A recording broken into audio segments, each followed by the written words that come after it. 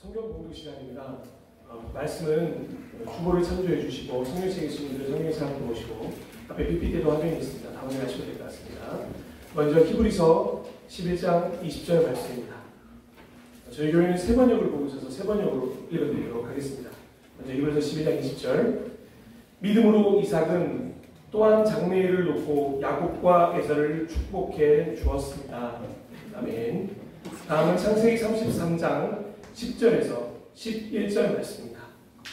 마찬가지로 제가 읽어드리도록 하겠습니다. 야곱이 말하였다. 아닙니다, 형님.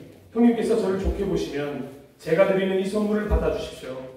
형님께서 저를 이렇게 너그럽게 맞아주시니 형님의 얼굴을 뵙는 것이 하나님의 얼굴을 뵙는 듯합니다. 하나님이 저에게 은혜를 베푸심으로 제가 가진 것도 이렇게 넉넉하게 되었습니다. 그러니 제가 형님께 가지고 온 이 선물을 기꺼이 받아주시기 바랍니다. 야곱이 간곡히 권함으로 에서는 그 선물을 받았다. 아멘. 네, 지금은 현 강남대학교 기독교학과 교수님으로 재직 중이시고 또 제가 또 대학원 다닐 때 제 은사님이시기도 하십니다. 그리고 제가 저희 나라에서 가장 존경하는 신학교 교수님이시기도 합니다. 그리고 또 양력이 많지만 귀한 말씀을 또 전해주실 거라고 생각하고요. 이 시간에 야곱의 새로운 등장이라는 제목으로 우리 박문신 목사님께서 말씀 전해주시도록 하겠습니다.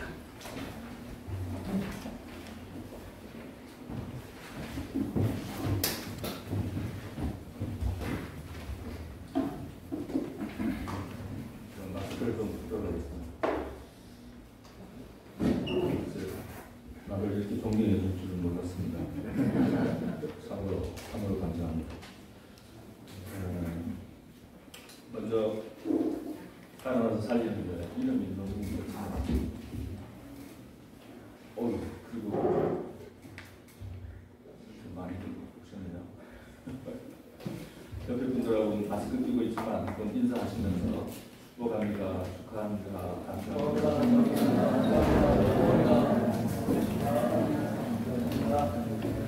우리 김광수 목사님은 말씀하신 대로 학교에서 만나면서 그 전에 우리 전도사 시절에 친구 목사, 제 친구 목사로서 사역할 때 가끔 이렇게 지나가면서 학교에서 만나게 됐고 귀한 사역을 또 기도를 하면서 멋진 일들을 하시는 것 같아서 저희에게 이전 강사 예배 설교를 들어가시길래 설교를 그렇게 잘하는 사람이 아니라서 그럼에도 불구하고 주저없이 그냥 예 알겠습니다 고맙습니다 목사님 그냥 갈게요라고 했습니다. 그런데 예스를 해놓고 보니까 오늘 그 한국 우리 학교 신학대학교에 신학자들이 모여서 하는 가장 큰 학회가 있습니다. 그리고 그분이 이제 신학자에서 눈이 신약인데 신약 논문을 신청한 논문 발표를 신청한 걸 제가 깜빡하고 있다가 목사님께서 해주세요 그래서 예 하고 난 뒤에 이필기를 발견하고 깜짝 놀랐는데 다행스럽게 제 발표는 죄송합니다. 만져갖고 안 만지고 3시에 해서 제가 가는 데는 문제는 없을 것 같습니다. 목사님, 이거 내가 언제 끝내야 돼요? 30분, 50분. 많이 했어요. 아닙니다. 네, 감사합니다. 오늘 오시는 길에 차가 많이 밀렸죠? 그래서 그런지 제가 차 교통이 트래픽이 많게 만들지 않았거든요. 편안하게 좀 봐주세요. 웃으면서 봐주시면 감사하겠습니다. 오늘 제가 한 가지 좀 중요한 이야기를 한번 나눠보고자 합니다. 신앙적으로 얘기하면 아마 이것은 언약이라는 측면일 거고 좀 다르게 인식론이나 존재론을 보면은 내가 누구인가 정체성에 관련된 이야기인 것 같아요. 여러분 잘 알고 있는 오늘 저는 야곱과 에서의 이야기를 한번 좀 생각해 보고자 합니다. 제가 생각하면서 설교를 준비하면서 이렇게 살폈을 때 야곱이라고 하는 사람은 제 눈에는 이 설교를 준비할 때에 제 눈에 보여지고 읽혀진 것은 이 사람은 좀 처음에 사랑이라고 하는 것에 좀 결핍이 있었다라는 생각이 들어요. 그 결핍이 있는 사람이었던 것 같습니다. 사실 창세기 25장을 보면은 이 아버지가 에서를 사랑했고 라는 그런 말을 합니다. 엄마가 이제 야곱을 사랑했다라는 말을 해요. 근데 뭐 야곱은 남자잖아요. 아들이잖아요. 아들의 입장에서는 아빠의, 아버지의 사랑이 아마 그리워지지 않았을까 하는 생각이 듭니다. 그래서 아마 제 눈에는 야곱이 아버지의 사랑이라는 것에 결핍이 있었다. 그래서인지 모르겠는데 이 어린 시절에 이 야곱은 아마 좀 자신에 대한 그 사랑이 조금 자신을 사랑하는 데 있어서 좀 부족했다라는 생각이 들어요. 형 에서와의 관계를 보면은 그런 것 같습니다. 그래서 야곱은 어릴 적에 형 에서가 되고 싶어 했지 않습니까? 자기가 부족하다고 생각했던 것 같아요. 그 얘가 에서가 되고 싶었다라고 하는 것이 어디서 보이냐면 바로 장자권을 빼앗는 장면에서 저는 그게 보여진다는 생각이 듭니다. 사실 장자권을 빼앗는다고 해서 빼앗을 수 있는 건 아니잖아요. 첫째 아들은 첫째 아들로 태어나잖아요. 그리고 둘째 아들은 둘째 아들로 태어납니다. 그런데 어떻게 이 둘째 아들로 태어난 둘째가 어떻게 장자권을 빼앗는다고 그래서 산다고 그래서 살 수 있을까? 그럼에도 불구하고 우리 그리스도인들은 에서가 장자권을 빼앗겼다라고 생각을 하기도 합니다. 한번 생각해 봅시다. 장자권을 팥죽 한 그릇에 파는 에서를 보고 그럼 이렇게 생각합니다. 이 사람은 참 겸손한 사람이다. 그러면서 그 사건 안에서는 우리는 야곱과 우리 자신을 굉장히 동일시하죠. 그래서 그러한 겸손함 때문에 하나님께서 야곱을 선택하고 야곱에게 축복을 주었다라고 생각합니다. 장자권을 팥죽 한 그릇에 파는 그 사람 진짜 어이없죠. 저는 우리 학생들이 많은데 요즘 학생들은 이런 표현을 한 단어로 합니다. 헐. 두 단어로 하면 대박. 어떻게 장자권을 갖고서 팥죽 한 그릇에 파냐라는 거죠. 그런데 한번 역으로 한번 생각해 보시죠. 야곱이 팥죽 한 그릇에 장자권을 샀다? 산 게 아니죠. 탈취했죠. 이게 어떻게 그게 가능할까요? 그리고 또 만일에 그렇다면 오늘날 여기에서 어느 누구가 둘째 아들이 그냥 커피 한 잔 주면서 장자권을 애인에 파고 그리고 가지고 온다면 우리는 그 사람을 어떻게 볼까요? 이런 사람을 하나님이 이 사람만 선택했다 라고 가정을 한다면 그렇다면 그런 하나님은 어떤 하나님인가 하는 생각도 들게 됩니다. 근데 이상하게도 우리는 에서는 좀 나쁜 사람, 야곱은 그래도 속였지만 그래도 좀 좋은 사람. 그래서 이렇게 이원론으로 나누어서 생각합니다. 그러면서 야곱을 보면서 결과에 따라서 수단이 정당화된다라고 생각합니다만 결과에 따라 수단이 절대로 정당화될 수 없습니다. 우리가 잘 알듯이 야곱과 에서는 쌍둥이죠. 태어날 때로 보면 둘째가 형의 팔꿈치를 붙잡고 태어납니다.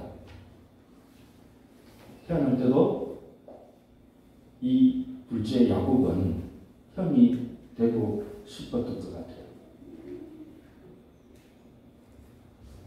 그래서 에서는 사냥꾼, 야곱은 좀 성격이 차분했다라고 얘기합니다. 성경에 보면은 집에서 주로 살았다라고 이렇게 얘기해요. 그리고 리브가 엄마가 이삭이 이 형제들을 임신했을 때에 창세기 25장 23절을 보면은 이런 선언을 합니다. 두 민족이 너의 태 안에 들어있다. 너의 태 안에서 두 백성이 나뉠 것이다. 한 백성이 다른 백성보다 강할 것이다. 형이 동생을 섬길 거다라고 이렇게 말씀을 합니다. 그러다 보니까 이 말에 의해서 그리고 우리가 잘 아는 이 말씀과 그리고 우리가 잘 알고 있는 이제 아버지를 속이는 이삭을 속이는 그 장면에서 이 야곱이 이삭을 속이면서 에서가 되고 있는 것을 볼 수가 있습니다. 그때 첫 번째 축복이 이삭을 통한 첫 번째 축복이 야곱에게 있죠. 이게 뭐냐면 27장 28절에서 29절인데 제가 5분만 읽어드리면 이렇게 되어 있습니다. 하늘의 이슬과 땅의 기름짐이며 풍성한 곡식과 포도주를 내게 주시기를 원한다. 너는 내 형제들의 주인이 될 것이며 내 어머니와 아들들이 내게 절할 것이다. 라고 합니다. 그러니까 25장에 임신했을 때 나타나는 그런 신탁 혹은 하나님의 말씀 그리고 27장에 이거는 뭐냐면은 야곱이 에서가 되어서 이렇게 아버지 앞에서 축복받는 이런 말씀들 아시죠? 그건 뜻입니다. 그러니까 그걸 이렇게 딱 비교해 보면은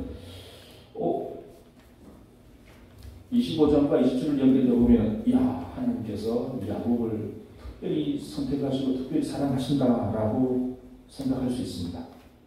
그런데 이것은 저는 착각이라고 봐집니다. 무슨 착각이냐면요. 한번 잘 생각해 보십시오. 27장의 말씀을 잘 생각해 보세요. 이삭의 입장에서 지금 누구를 축복하고 있나요?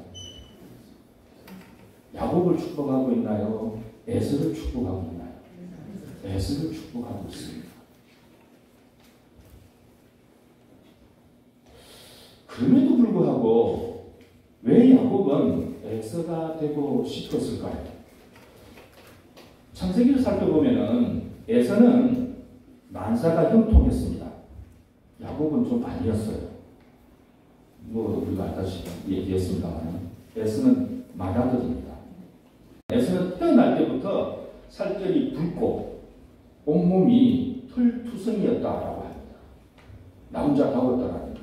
남자다웠다.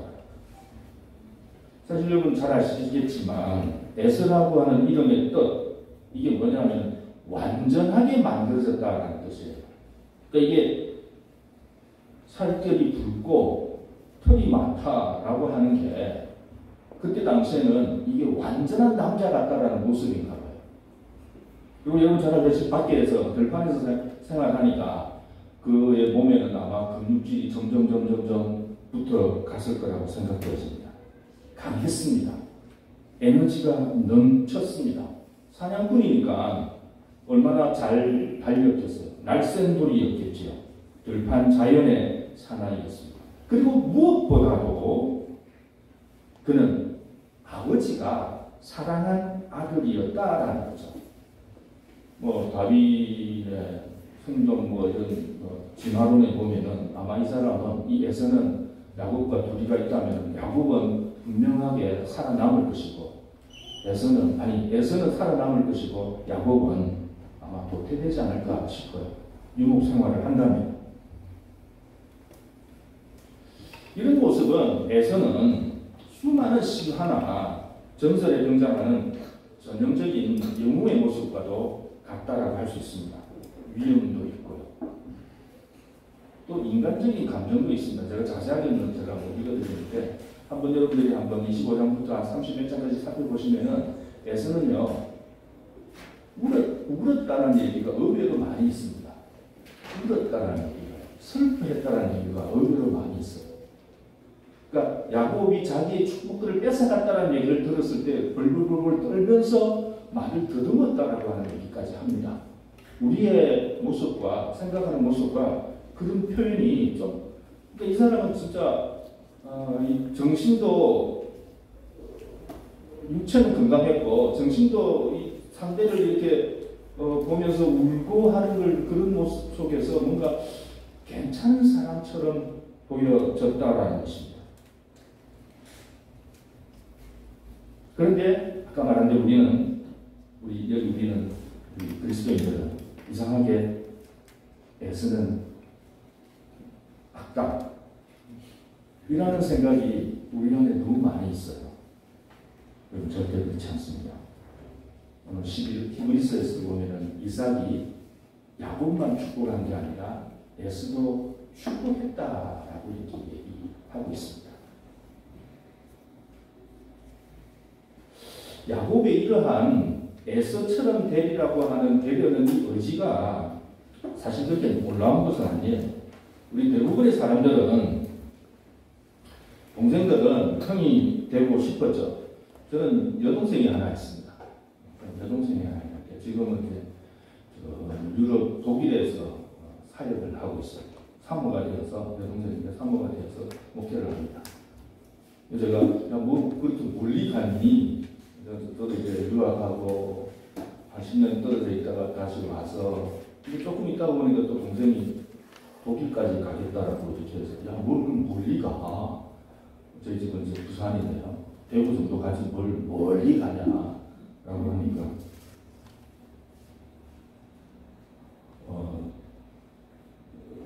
가야겠대요. 그런데 저희는 걱정이 있습니다. 왜, 무슨 걱정이냐면 내 조카가, 동생이 하나인데요. 여동생이 하나인데 제 조카가 5명이나 됩니다. 이거 놀라진 않으시나요? 이건 굉장히 놀라운 일인데 그렇게 놀라진 않으시나요? 내 동생이, 내 조카가 5이에요. 친조카가요. 그래서 걱정이죠. 야, 그래서 너 왜 그랬니? 라고 하니까 자기는 너무 외로웠고 오빠보다 조금 더 나은 걸 좀 하고 싶었대요. 그래서 가만히 생각해 보니까 오빠보다 나을 수 있는 방법은 아기를 많이 먹는 게 오빠보다 나은 방법이에요. 저는 딸이 하나거든요. 그래도 그렇죠. 둘만 놔도 될 텐데 5은. 그러니까 제 여동생도 오빠를 좀 모방하려고 하고 오빠처럼 되려고 했던 그런 모습이 있었습니다. 아마 우리 모두는 이런 누군가를 모방하려고 하는 그런 욕구가 상당히 강한 것 같아요. 프로이드도 그렇게 얘기했잖아요. 그런데 야곱은 절대 에서가 아닙니다. 그가 가르친 축복, 27장에 나오는 그 축복은 야곱에게 주어진 것이 아니었습니다. 다시 한번 제가 그 축복을 읽어드릴게요. 하늘의 이슬과 땅의 기름짐이여 풍성한 곡식과 포도주를 내게 주시기를 원한다. 너는 내 형제들의 주인이 될 것이고 내 어머니와 아들들이 내게 절할 것이다. 이것은 야곱에게 주는 축복이 아닙니다. 야곱이 받아야 할 진정한 축복은 뭐냐 하면요, 이삭이 야곱에게 축복해 줬을 때 진짜 야곱인 것을 알고 축복해 주는 장면이 나옵니다. 창세기 28장을 보면요, 그걸 볼 수가 있습니다. 제가 읽어드릴게요. 전능하신 하나님이 너희에게 복을 주셔서, 이삭이 야곱인 걸 알고 축복하는 겁니다. 너로 생육하고 번성하게 하시고 마침내 내가 여러 민족을 낳게 하실 것이다. 하나님이 아브라함에게 허락하신 복을 너와 내 자손에게 주셔서 내가 지금 나그네 살이를 하고 있는 이 땅, 하나님이 아브라함에게 주신 이 땅을 내가 유산으로 받을 수 있도록 해주시기를 바란다라고 창세기 28장 3절과 4절에서 축복합니다. 27장의 축복과 28장의 축복을 따져보면 뭐 비슷한 단어들이 나열되는 것 같은데 전혀 다릅니다. 전혀 다릅니다. 야곱에 대한 진정한 축복은 재물. 그러니까 27장에 나온 축복문 중에 이런 게 있습니다. 하늘에 있을 기름진 땅. 이게 재물을 말해요. 이나 권력. 너의 형제들을 다스릴 것이다 라고 하는 이 권력. 이 두 가지랑은 전혀 상관이 없습니다. 진짜 축복은 자손들, 너로 생육하고 번성하게 한다라는 그 자손들, 그리고 땅, 하나님이 아브라함에게 주셨다라는 그 땅. 여러분, 너로 생육하고 번성하게 한다라고 하는 이 워딩이, 이 단어가 기억나세요? 누구한테 해줬던 말입니까? 바로 아브라함입니다. 그리고요, 이삭에게요. 그리고 야곱에게요. 여러분, 구약성경을 읽어보면 가끔씩 아브라함의 하나님, 이삭의 하나님, 야곱의 하나님 얘기가 나오잖아요. 바로 아브라함 하나님, 이삭의 하나님, 야곱의 하나님이라는 얘기 속에서 전해지는 축복이라고 하는 것은 재물과 권력이 아니라 바로 생육하고 번성하면서 그 땅에서 하나님의 뜻을 드러내는 것이다 라는 것입니다. 이게 족장들에게 부여되는 소위 아브라함, 이삭, 야곱에게 내려지는 축복이라는 겁니다. 그게 어쩌면 장자권일 수 있어요. 하나님의 장자권일 수 있다는 것입니다. 이 축복을 받기 위해서는 야곱은 에서의 옷이 필요 없었습니다. 필요한 것은 뭐냐 하면은 야곱은 야곱 자신이 되는 것이지요. 재물이나 권력과는 다른 것을 위해 살아야 한다라는 하나님의 부르심에 맞춰진 사람 야곱은 에서 같은 모양이 필요 없다라는 것입니다. 언약이 무엇이든지 간에 속임수로 축복을 가르쳐도 변장을 해서 운명, 뜻, 획득한다고 하는 것은 그건 정당한 언약이라고 할 수가 없죠. 하나님이 아브라함에게 이렇게 말씀합니다. 하나님께서 아브라함을 선택했을 때 뭐라고 얘기하냐면요. 창세기 18장에 보면 18장 19절에 이렇게 되어 있습니다. 그가 자식들과 자손을 잘 가르쳐서 나에게 순종하고 옳고 바른 일을 하도록 가르치라는 뜻에서 하나님께서 아브라함을 선택했다. 이 땅의 재물과 권력을 획득하도록 하기 위해서 아브라함을 선택하시고 이삭을 선택하시고 야곱을 선택했다라는 것이 아니라는 사실을 기억하여야 한다는 것이죠. 여러분, 야곱의 문제가 무엇이었습니까? 바로 그는 에서가 되고 싶었잖아요.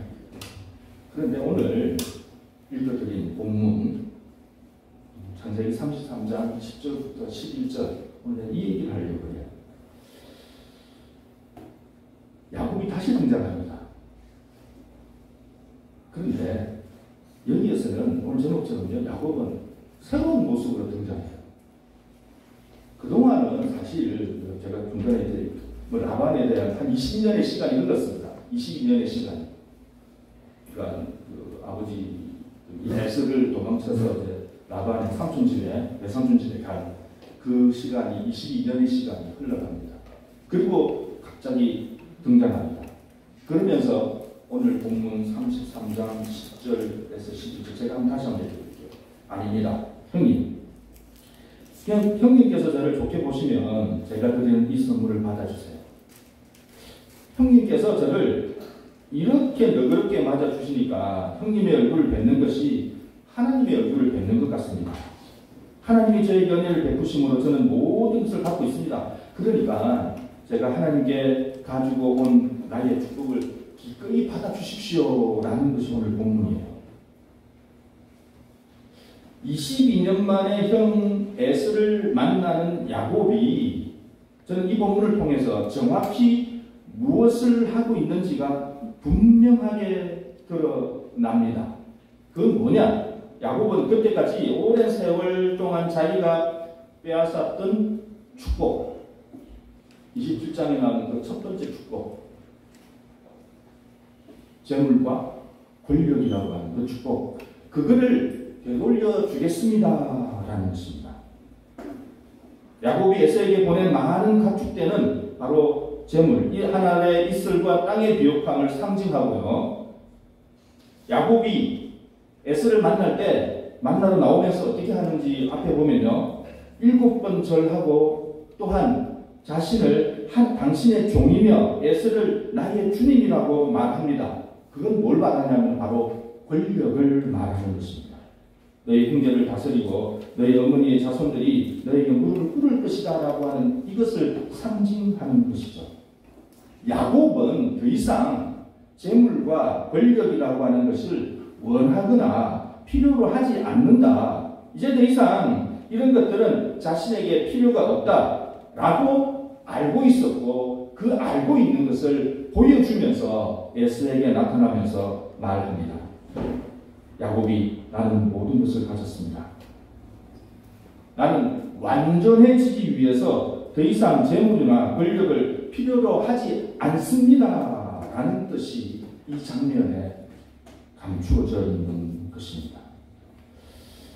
야곱이요, 거긴 재물이 제가 한번 조사를 해보니까 나의 선물이라고 하는 게 이렇습니다. 암염소 200마리, 숫염소 20마리, 암양 200마리, 순양 20마리, 낙타 30마리, 암소 40마리, 황소 10마리, 암나귀 20마리, 새끼 나귀 10마리 등등. 이 축복을 가져가십시오. 당신 것입니다. 라고 얘기합니다. 에서의 축복은 자기가 받을 것이 아니었다라는 것을 알고 나타나는 거죠. 자, 그렇다면 어떤 일이 그에게 일어났을까요? 도대체 어떤 일이 일어났길래 예전의 야곱의 모습과 지금의 야곱의 모습이 이렇게 달라지느냐라는 거죠. 이 장면, 33장의 이 장면 바로 앞에 32장을 보면은 소위 우리가 잘 알고 있는 천사와 씨름하는 장면이 나옵니다.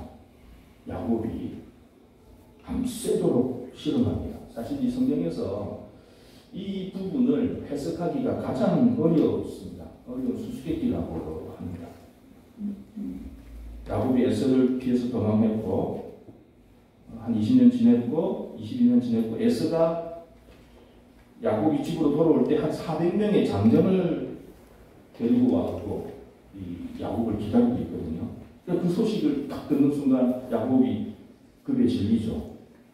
야곱은 너무나도 두렵고 걱정이 되었습니다. 그래서 대책을 강구합니다. 그러면서 선물도 하고요. 그런데 그 밤에 혼자서 낯선 자와 씨름을 합니다. 이게 무슨 의미일까요? 이게 뭘 말할까요?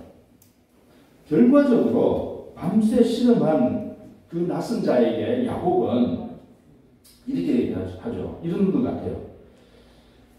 그러니까 자기를 축복해 주지 않으면 보내지 않겠다는 말을 잘 알고 있지 않습니까?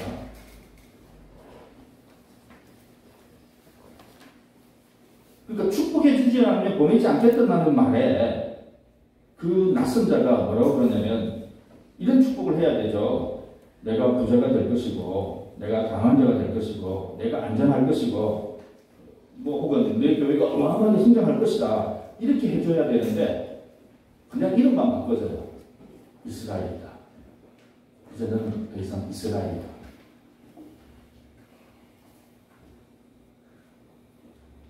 근데 이스라엘이라는 이름도요, 뜻이 어떤 의미가 있냐면 약간 싸움이라는 뜻이 있어요. 싸움.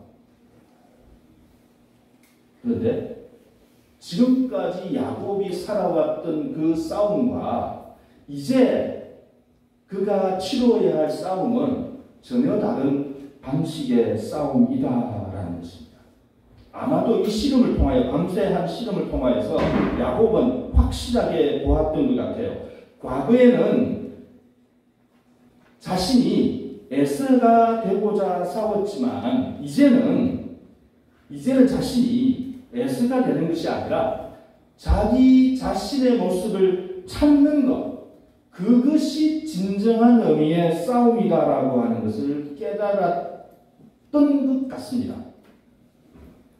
과거에는 이 야곱이 에서의 뒷발꿈치를 붙잡았지만은 이제 앞으로는 그는 하나님을 의지하는 싸움을, 어떻게 하면 하나님을 의지할 수 있는가를 싸우는 그런 싸움이었던 것 같아요.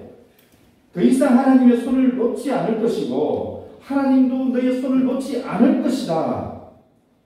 이제 에서로부터 벗어나서 모방하고자 하는 그 모방 욕구에서 벗어나서 자유롭게 하나님을 의지해라 한 말씀을 아마 그 싸움에서 경험하지 않았나 하는 생각이 듭니다. 그래서 33장에서 야곱이 자신이 그동안에 축적해 놓았던 자기에게 들려지는, 자기에게 부여되는 축복이라고 생각했던 재물과 권력을 과감하게 에서에게 내놓으면서 이것은 내 것이 아니고 당신 것입니다. 당신도 가져가십시오. 근데 참 재미있는 것은 창세기 33장 18절에 보면은 이런 표현이 나옵니다. 이 에서와의 만남의 마지막 장면의 그 표현이 야곱이 완전하게 등장했다. 그러니까 이렇게 우리 한글 성경은 이렇게 얘기합니다. 무사히 도착했다라고 얘기합니다. 그런데 의미적으로 따지면 그건 뭐냐면 완전하게 등장하는 모습을 보여줍니다. 완전하게. 아까 누구 에서가 뭐라고요? 완전하게 만들어졌다라고 했잖아요.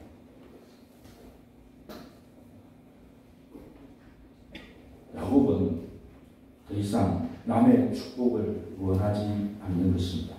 과거에 그가 모방하고자 하는 그런 모습이 아니라 이제는 자신 안에 있는 자신의 모습, 자신 안에 있는 자기의 모습, 하나님께서 보여주고자 하는, 하나님께서 원하는 그 모습, 우리 살아나서 살리는 교회 이전 노래를 드립니다. 저는 그렇게 생각합니다. 한국의 교회가 너무 많다고 생각합니다. 죄송합니다. 한국의 교회가 너무 많다고 생각합니다. 그리고 우리 서로가 서로를 빚을 졌다면은 이 얼마나 좋은 관계, 귀한 관계, 존중하는 관계가 되겠습니까? 야곱의 새로운 등장 기억하십시오. 과거의 젊은 야곱은 사람의 기술과 저 사람의 위치를 갈망하는 삶이었다면 밤에 혼자서 천사와 실험하면서 그러한 것 해소하고 우리가 사랑받는 것이 바로 자신의 독특한 모습 때문이다라는 것을 깨달았습니다. 여러분의 독특한 모습을 찾아서 그렇게 이름을 지었잖아요. 살아나서 살리는 거. 야, 어떻게 그렇게 이름을 지었대요? 그런 일들 잘 감당하는, 그래서 여러분 각자가 하나님의 섭리 가운데서 여러분의 위치를 잘 확인하고 각자 나름의 미덕, 재능, 선물을 갖고 있을 것입니다.